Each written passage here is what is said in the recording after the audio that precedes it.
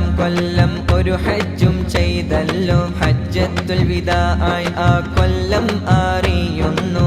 ഏറെ നസീഹത്തിൻ ഖുതുബ മൊഴിയുന്നു. അല്ലാഹു അല്ലമ ഖദ്റഹു തഅലീമ സല്ലു അലൈഹി വസല്ലിമു തസ്ലീമാ.